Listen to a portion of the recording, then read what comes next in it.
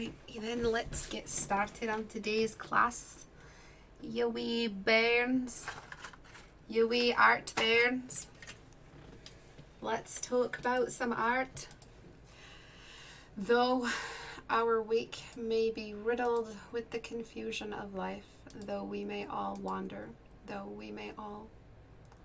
aimlessly, we can still meet up every Tuesday and Thursday at 5 p.m. Eastern Time for some class and for some discussion on art and make sense of our realities again, because God knows when we are not tethered by critique hour, our realities run astray and run amok, and we make no sense of our existence on this planet. Okay, let's go. So, a couple of announcements to start off with. Portrait Studio is still on sale for anyone interested in Portrait Studio. Today I'll be using it to pose my little character here. It is on sale at 50% off and will be for the rest of the month. So yes, I will extend the sale, as you can tell. It was supposed to end on the 14th, but I've extended it till the end of the month. I might just go ahead and extend it till the end of December, honestly. But I might not do that. So it really just depends on who needs it, who doesn't. I like to offer it on sale. I like to keep it at an affordable price for an amount of time in the year, because it is usually close to $100 a copy, and I know that a lot of you are already struggling enough as it is. You don't need that. You can still benefit from it, but at the half price. Brushes are also on sale. You'll be seeing me use them today. If you want your work critiqued, so you're having a look at someone else's art here on my desktop, you want your work to also be looked at on Critique Hour videos every Tuesday and Thursday, you can go to Reddit, go to istebrak.com and click on the Reddit icon and join us on Reddit. So we are at 2,000 members, and we're still nowhere near the 10,000 members we were at before Google Plus shut down, but I guess a lot of it was inactives. Please upload your work. Please make sure you're not uploading furry or anime or anything similar to that. We are not that kind of group. We are here to expand on the laws of realism, not be limited by the constraints of style or template or anything like that. Though style is welcomed as long as it is welcoming to realism and it is applicable in realism. There is currently a challenge up on the community, and it is the holiday challenge. So, add community topics. I guess they fixed that.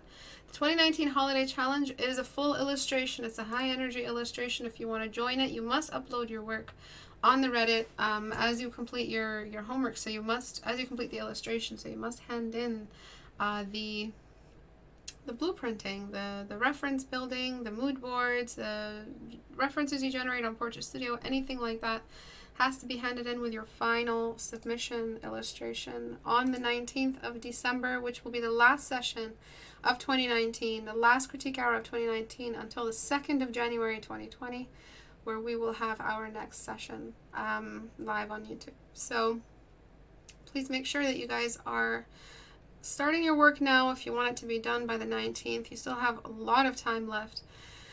And then there is the possibility that I might upload a smaller mini holiday challenge for you guys, something a little bit easier to do. I will upload that on the 1st of December. That way you're actually not spending more time than you're supposed to be spending on that challenge. I might give you 1 week to finish it.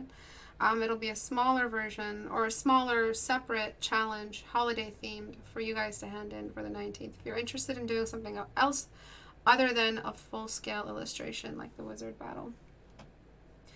And then finally, if you're benefiting from this channel, if you guys are interested in giving back to the community and subscribing, you guys can join on Patreon. There are many tiers to join on Patreon. There's a Watcher, which is just a $1 a month, not $1 a day, $1 a month. If you want to join as a patron and give back, you can do so at $1 a month, or you can go all the way up to $20 a month subscription or membership. And you get a lot of educational material back. You get homework, you get monthly homework, you get all of my personal work. You get brushes that I used per personal piece that I've done, anything like that, anything that I used. You get the PSD. You get access to the Discord, where you have our little community where we host a lot of the rewards. A lot of the rewards are distributed through Discord. So if you're interested in some educational material, something in between all of the apprentice rewards, you can also go for people or initiate membership levels. But if you just feel like giving back, I don't work with any marketing, and I don't work with YouTube agency or anything like that that promotes my videos or anything like that. My videos are very long and not very advertiser friendly, so I never will work with any kind of team or something like that. That's not in my horizon at all. So if you want to work with me directly, you can do so through Patreon. And that, you know, it just ensures the longevity of the community, ensures that we're doing this 5 years, 6 years from now. It really frees up my time and helps me dedicate myself solely to Critique Hour as the backbone of my business. Okay, let's get started on Critique Hour today. So there are a couple of issues with this piece. First and foremost, before Abu calls me accidentally, I'm just going to exit Skype. Close Skype. Close that. Quit that. Okay, that's good. So, Portrait Studio, it's going to help us with the pose. It's going to help us generate a more believable pose for this character. But before I do so, just like I did with that previous piece that I critiqued, with that strange little alien coiled around the tree coming out of the darkness, and the character is there for scale looking up at him dumbfounded. At first I had to correct the lighting and the storytelling. So right now what you're saying is that she's shivering in the cold, she's looking for some kind of reprieve, or it's rest of some kind in this middle of the forest. It's supposed to be a halfling, so it's supposed to be a hobbit or halfling in a hobbit's area. And I don't get it. I'm not getting it at all. I'm not getting any of what you're trying to say. So some of the things that you're telling me is that she's actually very content and happy with her expression. So her expression feels content and happy. Which is not working at all. And then the lighting is so exposed. Is it midday? Is it overcast? Have you got some pure greens in the background? But why are these greens so particularly visible from this distance? No cast shadows at all describing the time of day at all. Tons of tiny little brush strokes for the grass, which makes the grass look okay only for like this zoomed out. We'll zoom up this much and it'll just be too hairy and it's demanding too much attention, drawn towards the bottom of the canvas.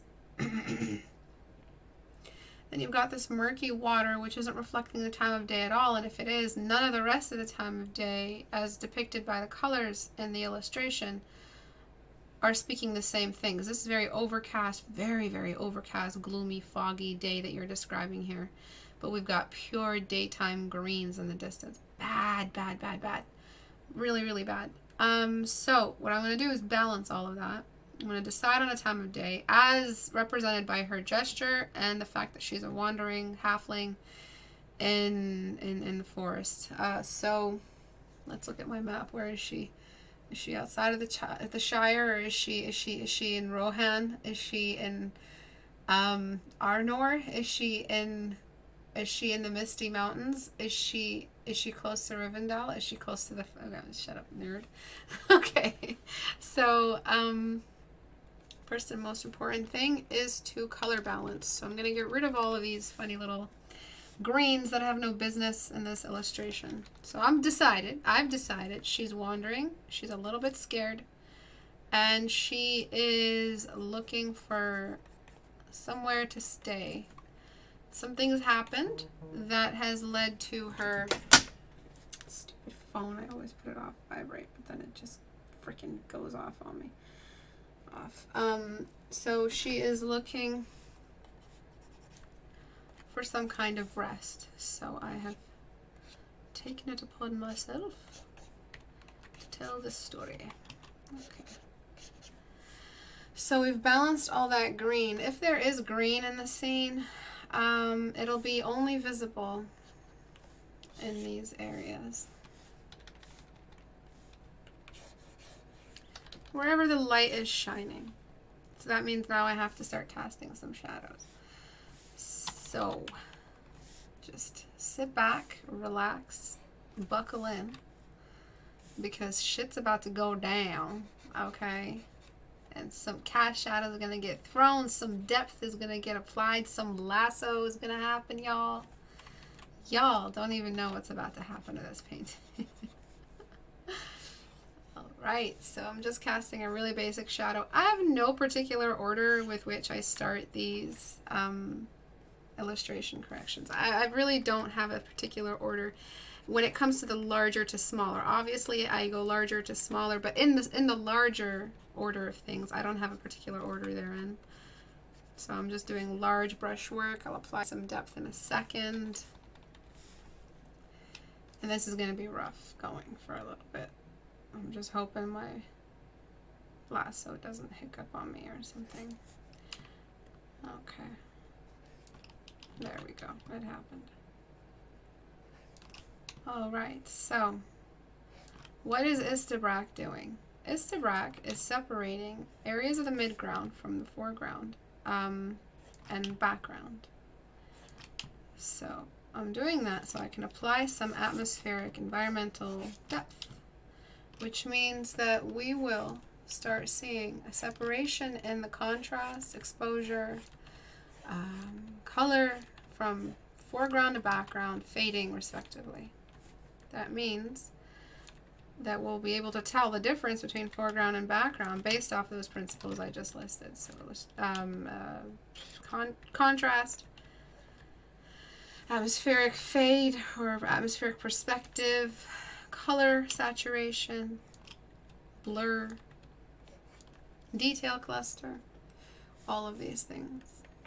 Okay, so we're deleting that. We are choosing an environment color. And this environment color, I would like for it to be a bluish, murky value. And I'm going to make that the background color and lower the opacity of that that entire group. Alright, what it's given us is this really, really nice depth. So I want it to be a cold scene. I've decided that is my decision. Whatever you decide later with your narrative is that's going to change the color you choose here. Right? Because this might end up being a really bright yellow, golden daytime color. Maybe she's not shivering and cold. But what I'm interpreting from your gesture, I don't care about the expression. Remember this. In an illustration, the gesture is more important than the expression. Write that back to me. The expression is minor. The expression is secondary, tertiary. The gesture is the most prominent speaker when you're in a stage and watching a theater. Someone performing on a theater, not a cinema. You're actually watching someone on a stage, and you're sitting in the distance. Does their expression matter more than the dance that they're doing, or the movement they're doing, or the acting that they're doing? No, the body speaks more. So that's why I'm going off what you did with the body. So you can do something else. So what I'm going to do next is I'm going to bring in that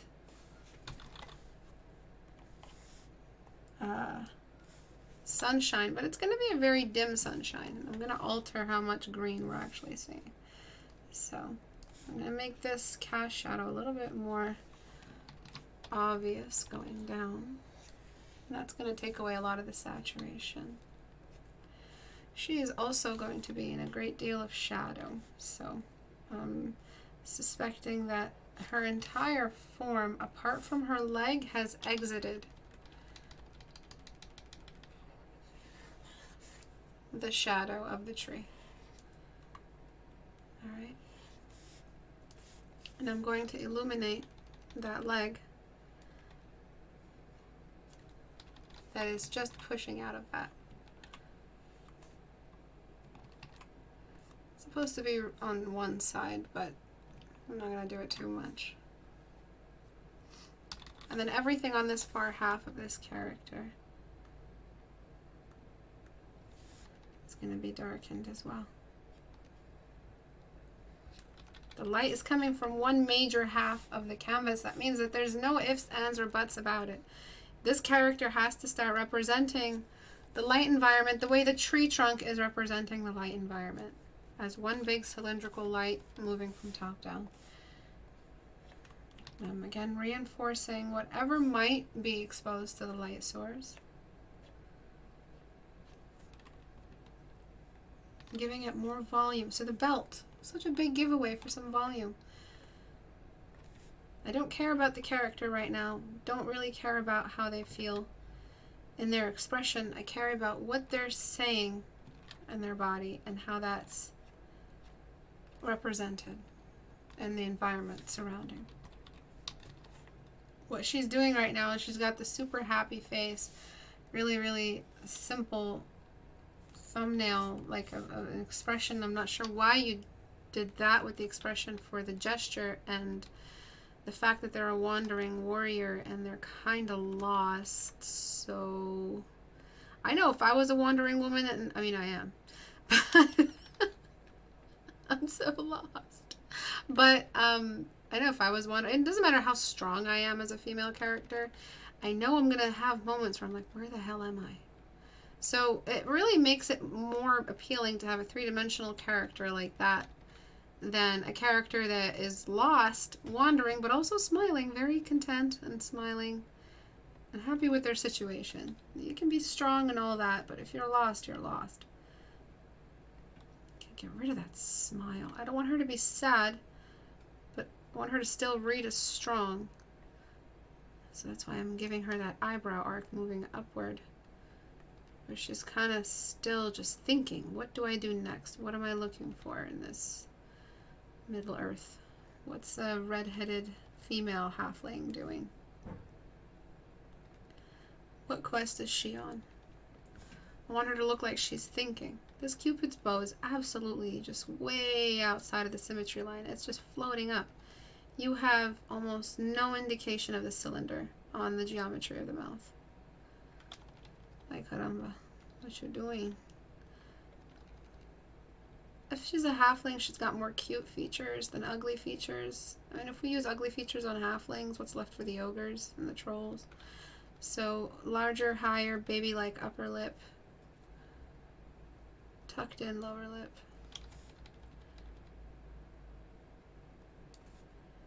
Okay, so she seems like she's telling a story now. She's less derpy, happy. Oh, I'm so happy with my life right now, even though I'm lost. Which makes no sense.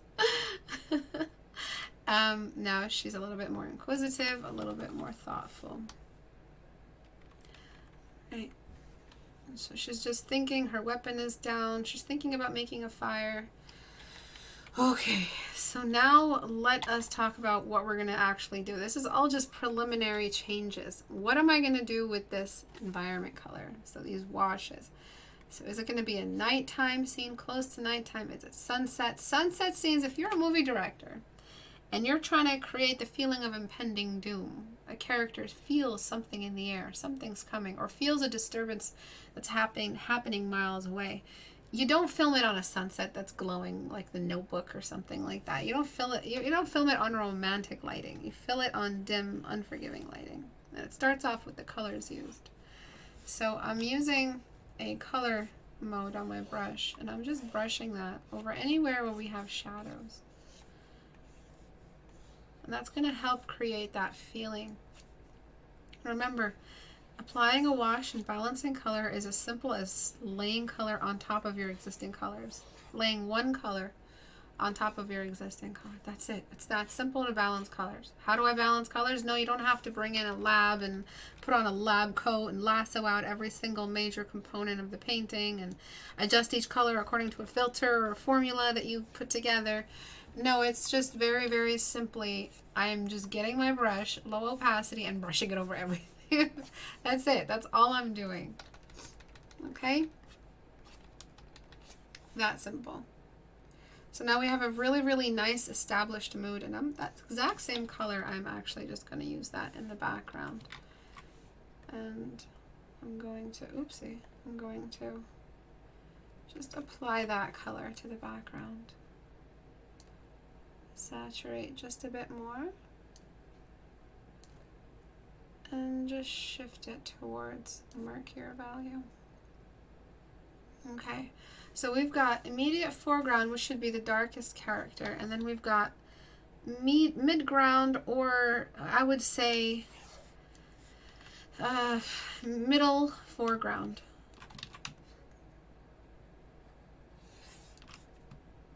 Okay.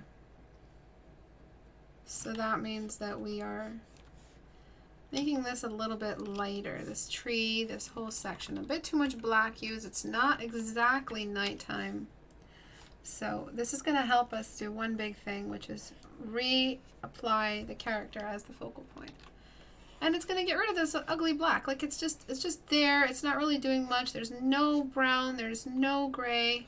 It's just a really, really ugly value that kind of eats up all the other colors. Just like white, pure white in an illustration. It's just bugs.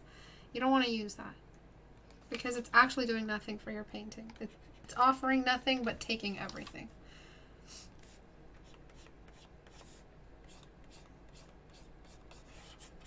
Okay, so then we can go back to her and make her the highest contrast keeper in the painting, which will make her the focal point, which is a healthy amount of contrast.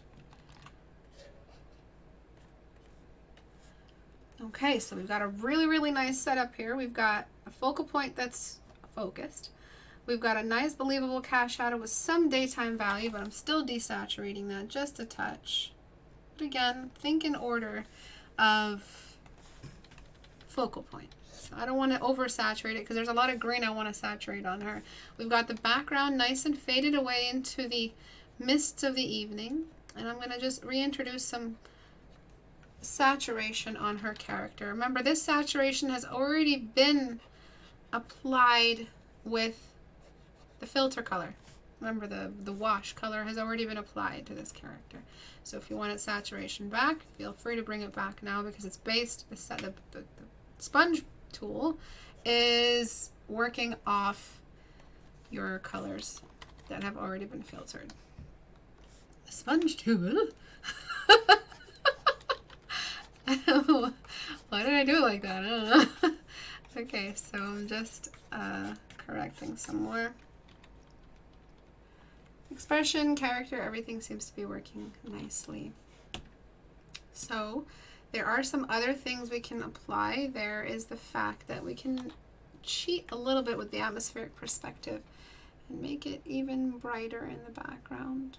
There is line of sight tricks that you can use. I don't know where all this reflection is coming from on the water, unless the trees just end right there, the like little stubby thumb trees. We shouldn't be seeing any sky, so something that you could do is just give us some break in between so that, yeah, we're seeing some sky, but we're also seeing the reflection of some of those trees. I wouldn't worry so much about the cave shadow going into the cave, or that little bridge. There's enough reflection that it's going to be bright enough. The detail on those rocks is too demanding of the focal point. So I'm just doing a detail relief smudge work on it. Don't want it to read that crazy. And that's only because the smudge tool is all I have right now. I do not have time to block in every polygon on the surface of the rocks. I'm going to bring in a very nice neutral gray tone and use that to help also separate some of these trees from each other. So I'm just applying some depth to some of them. Control C, going back to before I painted, pasting, and then deleting away at some edges so that I could get some trees in front of other trees.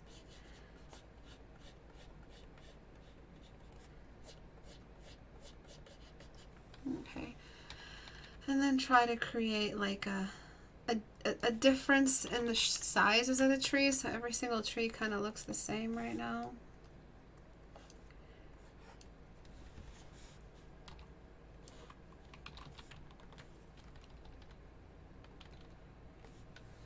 Okay,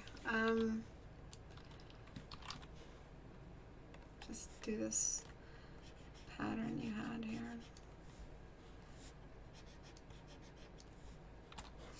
And then blur accordingly. I do wish you used less natural colors, something a little bit more vibrant, so we have major blues against major yellows, but because it's a natural scene, I'm not gonna get on you too much for that. So I'm applying depth wherever I can, wherever I see levels, wherever there's, okay, Istebrak, where do I put depth? Wherever you see one object in front of the other, make the object in the distance more faded, period. Okay, so let's talk about the foreground, because there's really nothing happening. And before I do that, I want to just make it easier for us to bring in these cool little thingamabobs. So you've got a tree here that has like not a lot of treeness to it. So I would recommend, you know, going more twigs. Oopsie.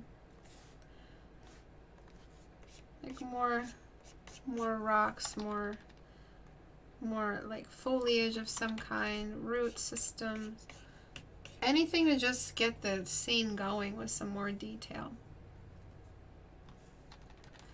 So one thing that I want to do is bring in like some kind of diffuse secondary color borrowed from the background. So it's that same, it's that wind technically that's making her shiver like that.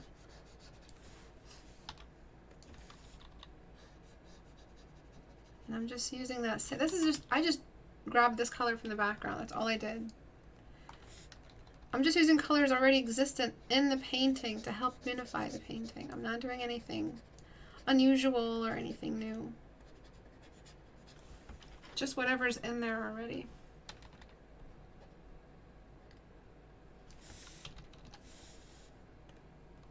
Oops.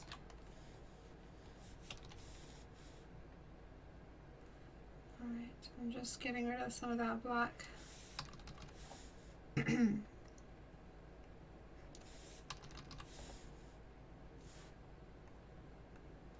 That's fine. Where else is there some weird tangents or something like that? Okay, so it's going to help her look a little bit more detailed. Even the smallest little edge can help the illustration along.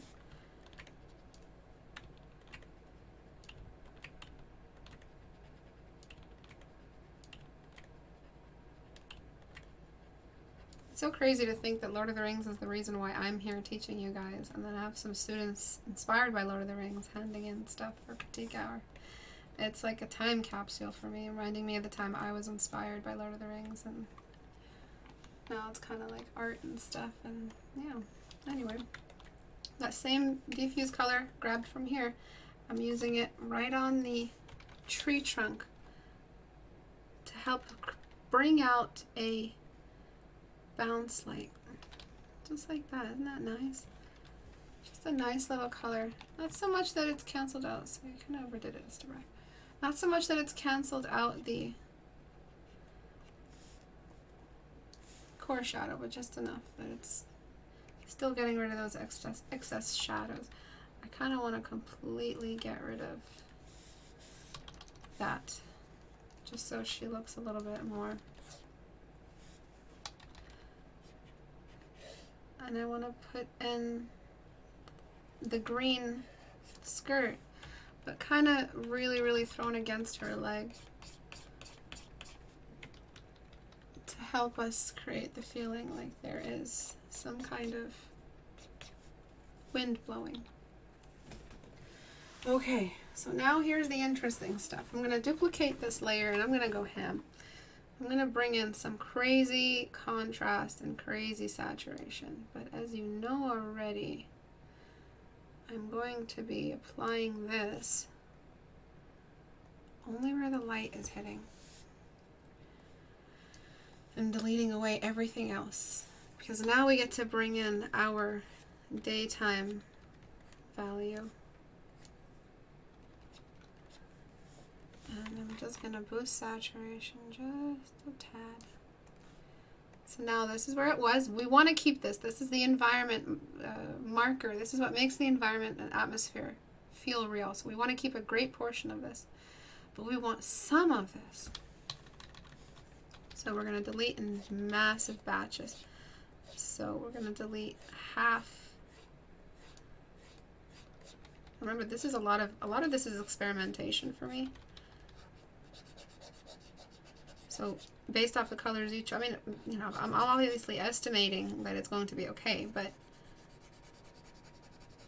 who knows, you know? We're in dangerous territory now, guys. Even I don't know what's going on.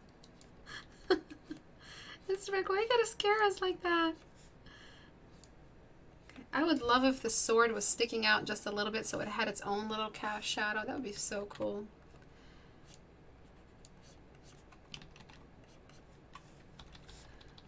Right.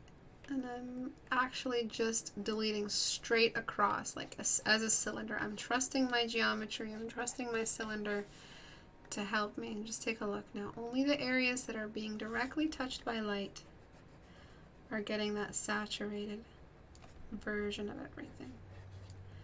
This might be in a cast shadow, just like that. So her entire body might be outside of the tree's shadow, with some of it.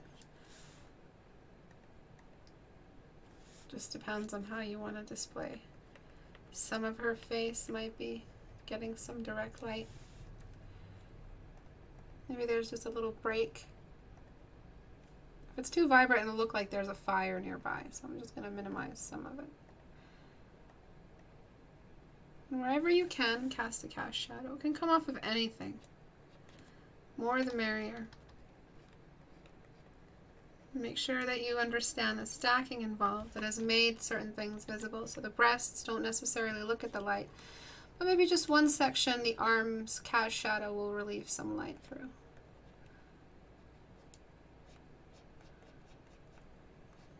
The fabric on this shirt, all of this is just really, really bad. I'm just going to be straight up and say it to you. You can't draw fabric in an illustration if you haven't studied fabric yet, okay? Because you're just playing, you're just throwing things around. And when we have fabric that bends and folds like this, the fold should be visible on the outside of the fabric. All of this is negative space.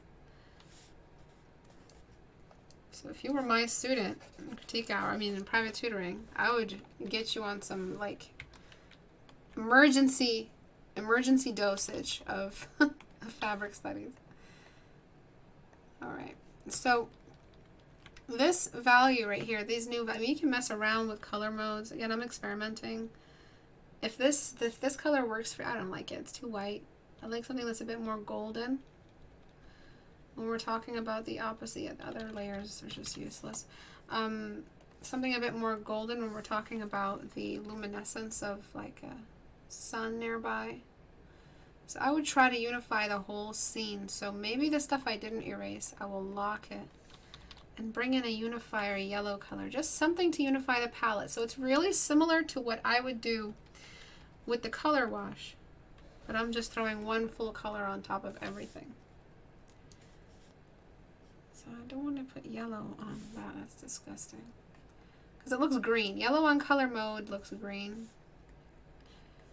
But I do want to just unify the whole scene with some yellow that is just a very familiar color all the way down.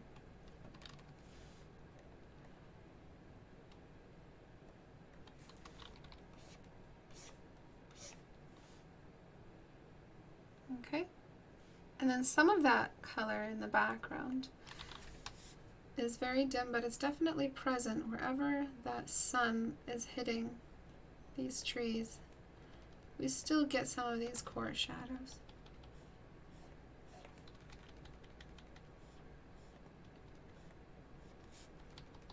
Right, so we're unifying. A lot of the water needs that color as well. The sunlight color, it's the color of the environment. That's kind of like the last little messenger kind of to represent the environment. And I'm just being very, very, very delicate with applying this. So this is where it was before. We can always stick with this, but this brings in that extra layer of thought in your illustration. A little bit of fun. And I'm just going to blur the edges of this layer that I made. So, that's why it's not doing that. Filter, blur, Gaussian blur. It's just to soften the edges that I never blended. But there are still a lot of units in this painting that need help. Like it's just like the roots and the lack of foliage and the lack of interest. The fact that you could have, you know, brought in some foliage here in the background. So let me show you really quickly. Yeah, I do like it, so I'm going to keep it. So just basic stuff like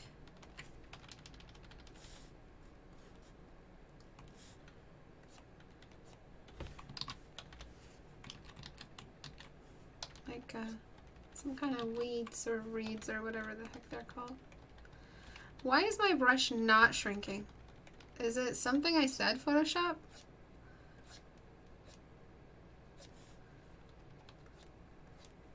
Just anything that also helps us feel that wind in the scene. And then when it comes to the portrait, there's a lot going on that shouldn't be going on. This overuse of this cast shadow. Excessively kind of drawn out. I mean, when you're working from a distance, you really don't see all that blue in the eye. Someone's eyes from a distance look brown or dark. They've got to be like really, really exposed to and shine extra. And there's like a ton of pigment, or it's like a blind person's eye for us to be able to catch that color from so far away. Sometimes a simple value just like that goes a long way in helping us not feel like she's a Martian. You have a shadow on the side of the nose. Oh, sin, sin.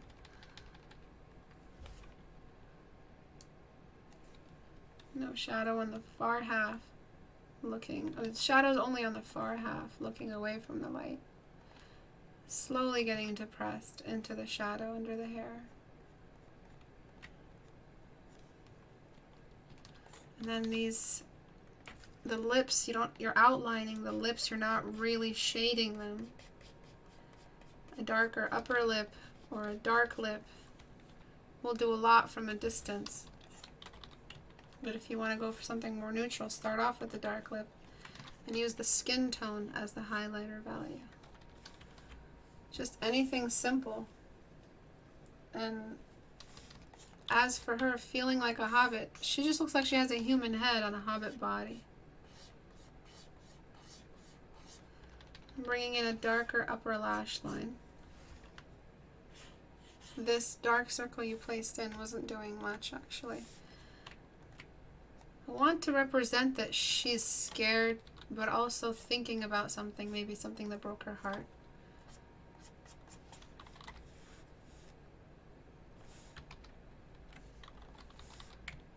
And so for her to feel like a hobbit, I'm going to have to enlarge her head.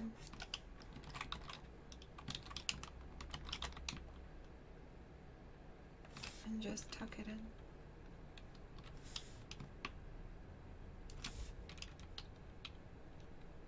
Not just enlarge her head, compress it. So filter, liquefy, because the reason why a character or a kid, the reason why a kid looks older is because their head gets longer.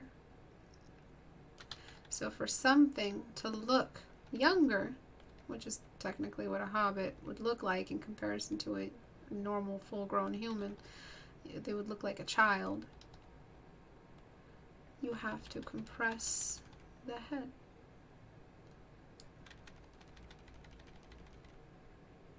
To make it even more dramatic, I would push the eyes to look even more behind her.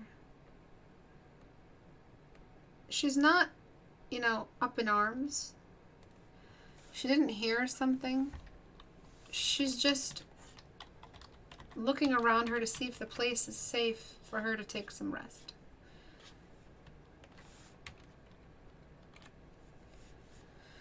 So things that I added aren't really all that. I mean, they're not doing much, but let's compare the face before, after. You really didn't need that chin.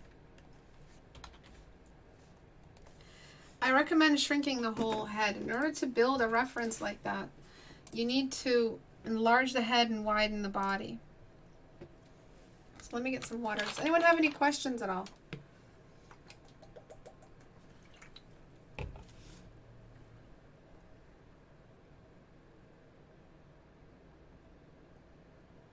I completely agree, Lighthouse. A landscape mode wide painting would lend itself more to the feeling of shivering and lost in an environment. Absolutely. However, if it was like a book cover, they have no choice but to use that. But if you have a choice, I completely agree with Lighthouse. Okay, so in order for us, this is Portia's studio, in order for us to make it feel like the character is a hobbit, so we're going to just have two. I'll compare the two beside each other. Okay, so for the feeling of a hobbit type body, so let me just tilt this towards me and tilt this towards us, is a wider frame but shorter at the top, and the head kind of gets its own features.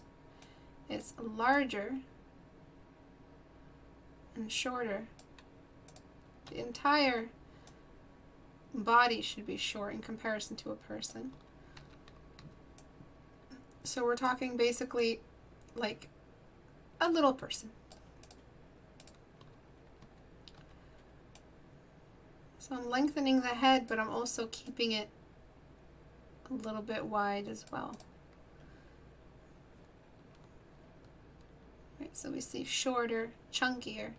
And you can lengthen feature by feature, so you can lengthen the thighs as you need. You can shrink the upper body if you feel like it needs to be shrunken and the thighs and the legs need to be fatter. You can thicken the calves. You can enlarge the feet, because a hobbit has very big feet in comparison to their body, I would say. I would just tilt those down so it looks like they're standing up.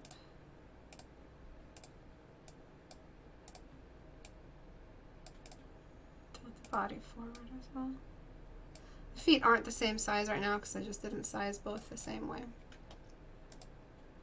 Okay, so the head should be generally the same size as a normal human head. It's just the body that feels smaller. But you can, if you would like to, make the head even bigger. So we have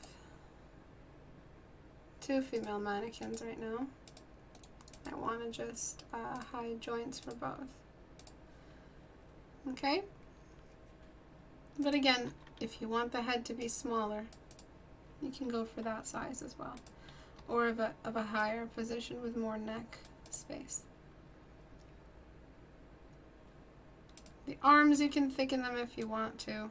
I'm not crazy about arms as the indicator for what makes a character feel like a little person or otherwise. It's mostly the head size and the width of the body and the placement of the legs. So I would put the legs closer together, just there's less hip width.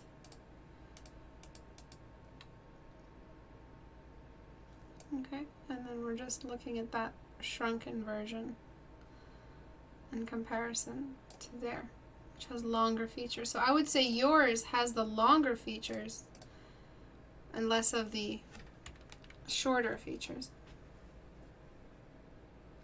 So there are other things that we can add that make the feeling of, create the atmosphere, they create that feeling of, you know, why is she shivering? Is there something dangerous? So what you can do, if you want to establish an even colder environment, a colder danger, like the pursuit of the Nazgul or something like that, then you can get rid of a lot of that sunshine towards the top right corner of the painting. And just darken a great deal. We're actually creating a shadow that looms over her towards the upper half.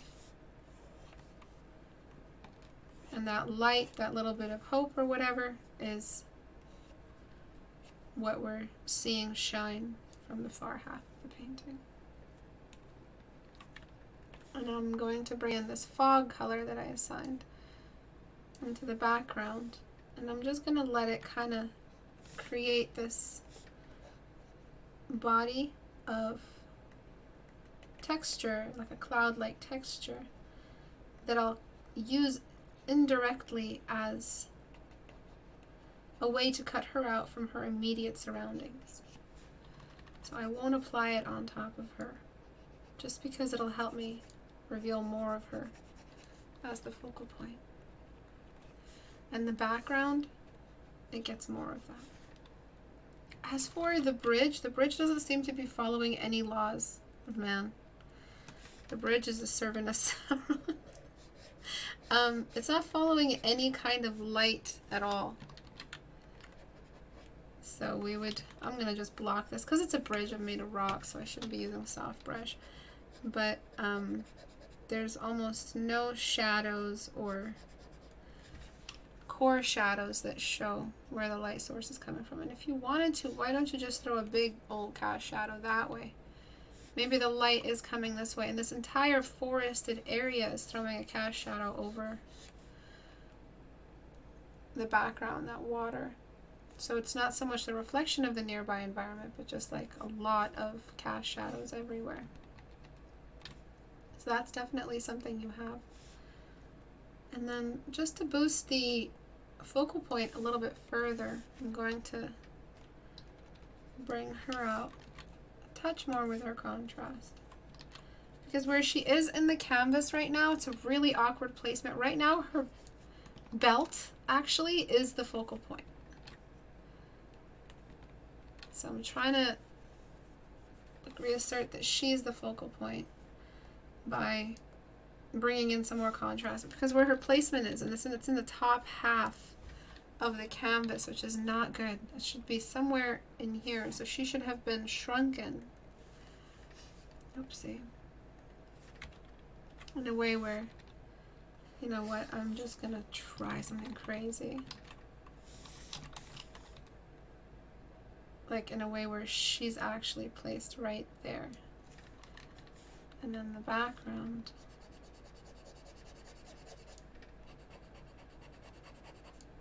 So we've got a shorter character, which actually is reading like a halfling, and then closer, lower to the focal point. So she feels short now, doesn't she? Now I'm just going to try to clean this up.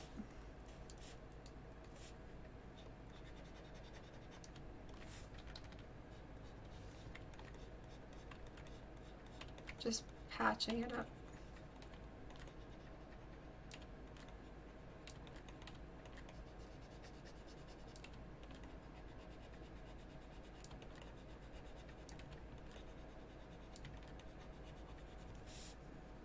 Okay.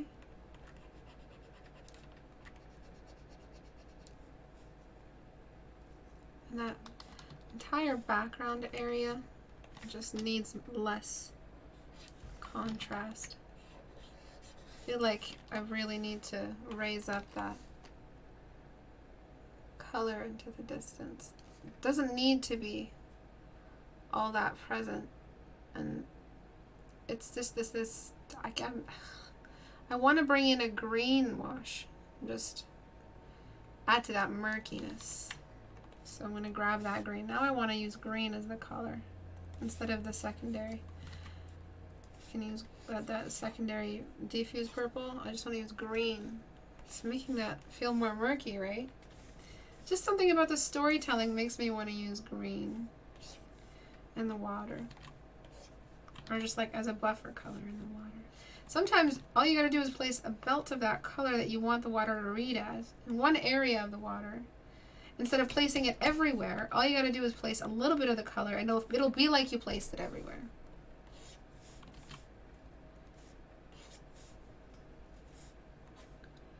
And then I actually think I'm going to go ahead and take some creative liberties,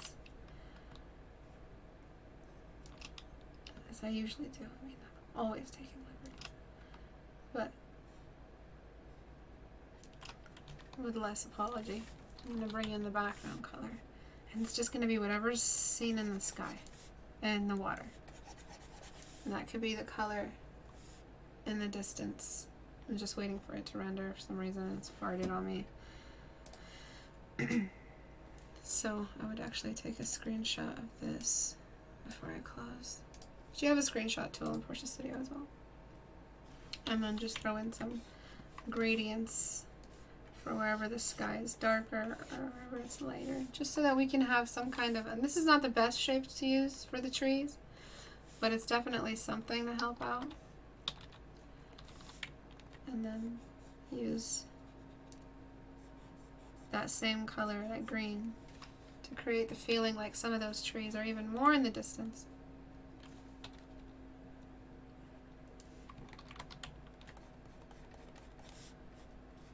Right, so lots and lots of changes, but I feel like they're adding to the depth to the environment behind. They're not, I don't feel like they've damaged the painting, but okay, that's your choice. Soft brush, and I'm going to try to continue the feeling that there is a looming shadow over her head as she travels.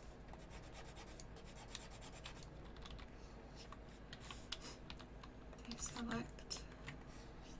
I'm just throwing it over the background. Not too much that I've thrown off the depth.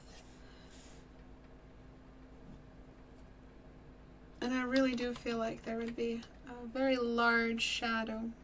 I mean, the closer you get to a body on the water, the more of a haze the shadow of that object is on the water. It's not an actual shadow that we can detect because it's a combination of a shadow and a reflection. I'm going to use some smudge tool pretty freely to make those trees look a little bit more distorted. And then blend those blocks I added.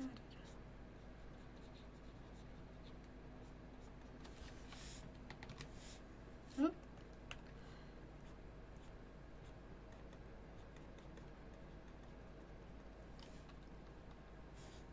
I'm not liking that shadow on her head, so I'm going to bring it back. I think I've just decided to break the rule and just, I mean, if it works, and just let her hair sit outside of the shadow. Just because it's working more like an outline than it is a thing. And then I will cast a shadow off her hair.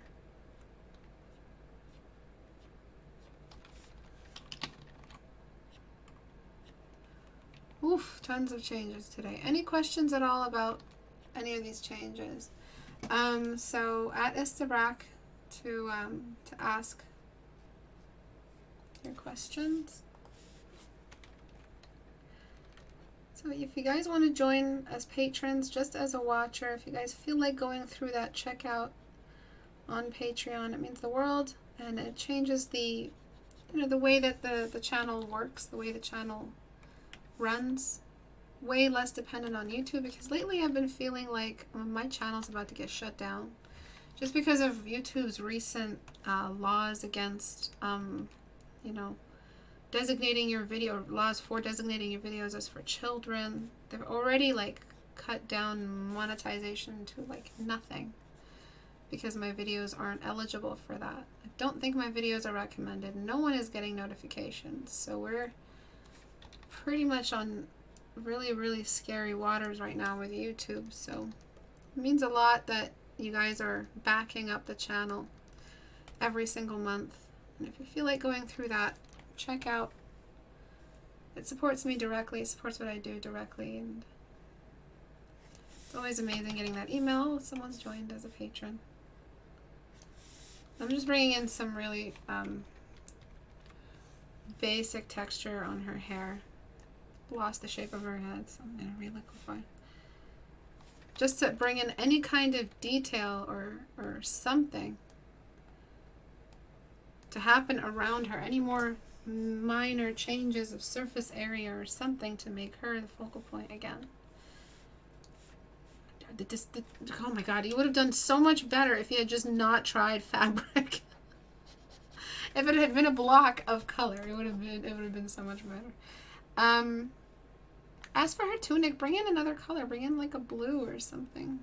Anything that might help us, you know, make this piece a little more interesting. But if that's not in the writing, if she's not wearing a blue tunic or a blue skirt, that's okay. If you have enough red there, it's your choice. Any more detail? Just any kind of detail here on the sides of her fur.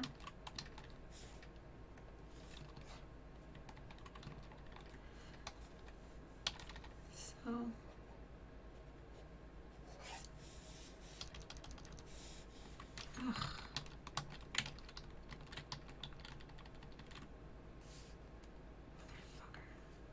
okay. Unlock that layer. Delete.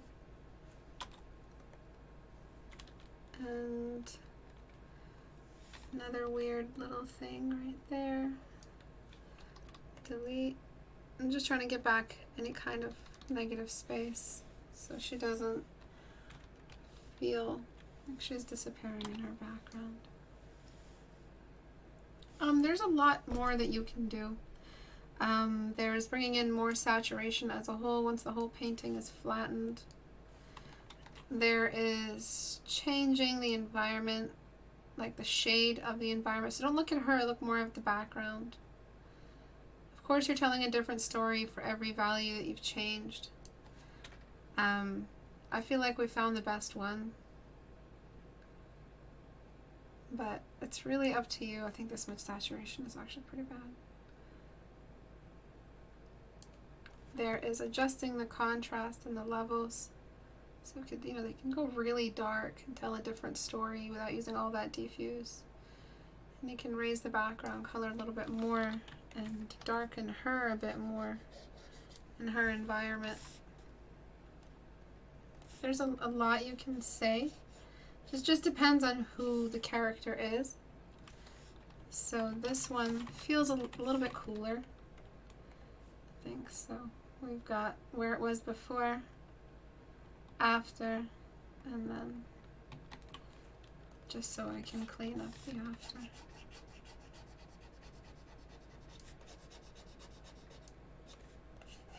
So this time she's completely in shadow, and we've got more purple than green in the environment. And she's completely in the shadow behind, and the background is much lighter, so it's more of a time of day. And she's kind of part of the danger.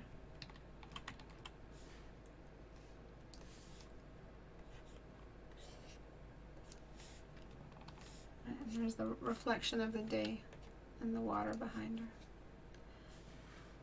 her. Tons of different options that you have. So you have this one, which is a bit more earthy.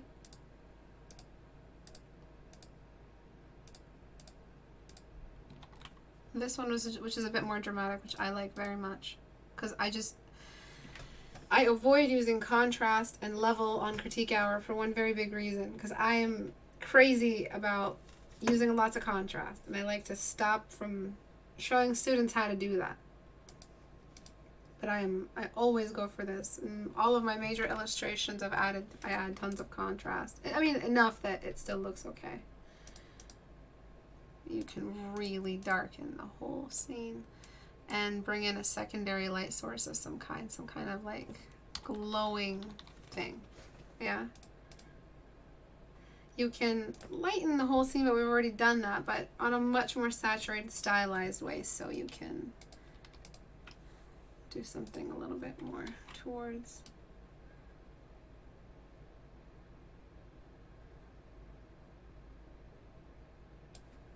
that.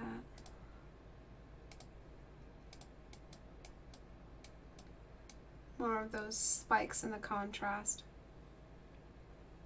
There's so many options that you can try, but I'm for this one, but I also really like this one, just because it's more balanced and less contrast dependent. But at the end of the day, both use depth rules.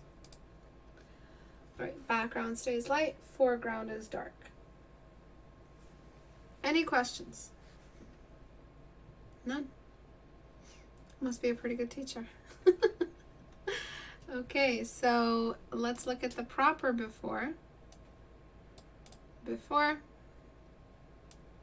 Background is green for no reason. There's no depth at all. But far trees and foreground trees both have the exact same clone values. The bridge is demanding way too much attention. There's no cast shadows. I mean, I could have interpreted, yeah, I could have placed in a shadow that kind of moved in behind her and had some of the sword come through. So I'm bad call on my end. She looks very tall. She looks like a human being. Oh, whoopsie, wrong before.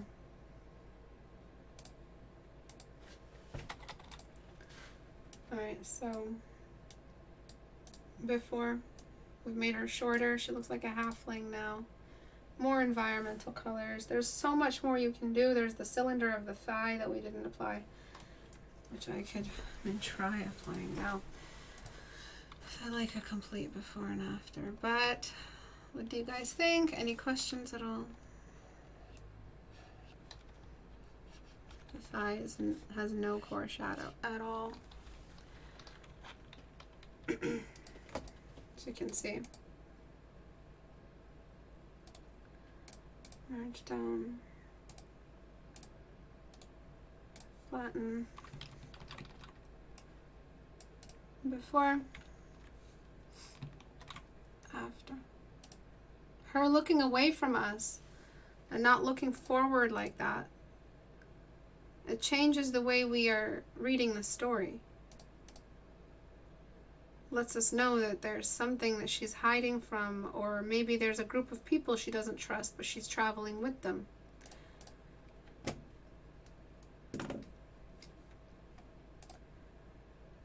Someone asks, how are you?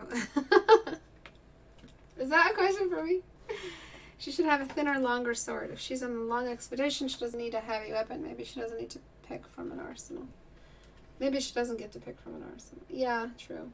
I think some ray of light on her face would change her character drastically. Remember what I did, though? I did throw a bunch of shadow on her head. Just tons. I did that whole big-ass brushstroke. That was on purpose. I threw her into the shadow just so that she seems suspicious, or it's adding to the story. This is my narrative choice. This is my creative choice. What you guys decide on later, that is up to you. What story you want to tell. Before, after. I don't have time to look at this. I keep pushing this away. I'm so sorry. He looks depressed enough as it is.